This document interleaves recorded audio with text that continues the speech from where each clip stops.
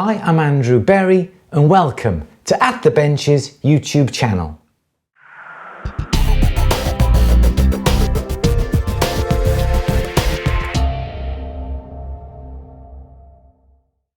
I'm just working on a particular project for our At the Bench films. If you don't know already, I've mentioned At the Bench. It's our online jewellery training website. It's atthebench.com. Go and check it out.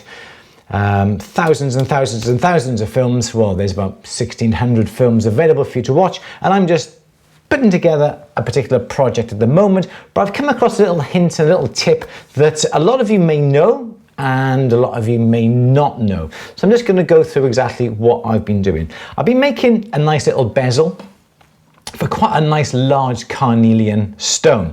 I've made the bezel, I've made the back plate, just been cleaning and tidying that up. Before I soldered the bezel onto the back plate, the stone fitted in really nice little snug fit. So I'm assuming that the stone will be a nice snug fit when it comes to now putting the stone into the bezel after it's been soldered to the back plate. But I don't want to try and push the stone into place now because I can't get the stone back out if I need to, and if I do need to carry on working on the bezel and the setting itself. So there are two ways we can go around this. We can drill a hole in the bottom of the back plate, so when we push the stone into place, and if it is a tight fit, we can push the stone back out with a scribe or something like that. Or if the stone is a nice loose fit, great, even better, but you really do need to try this little technique just to check. So I've got by the side of me some dental floss or some dental tape.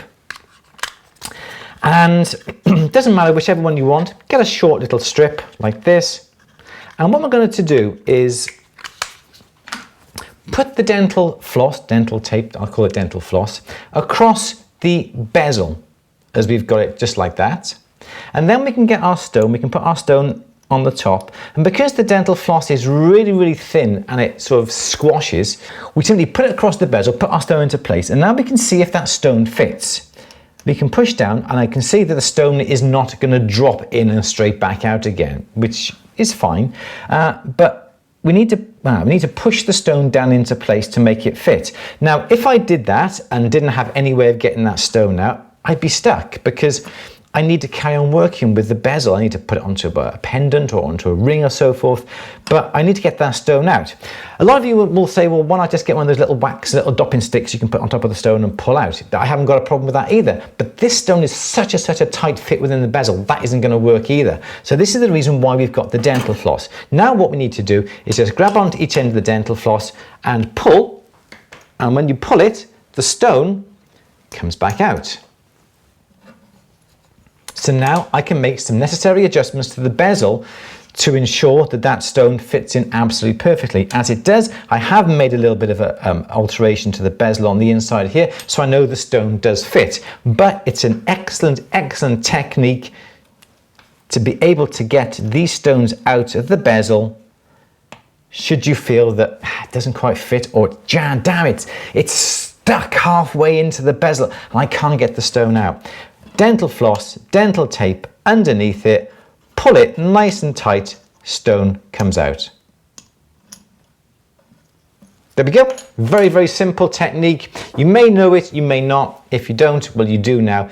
So keep a little bit of dental floss by the side of you in your toolbox. When you're working with cabochons, it can be any type of stone, doesn't it have to be a cabochon. It can be a round one, oval one, square one, rectangular, whatever. You get the general gist of the idea. Don't forget, please subscribe if you haven't done already.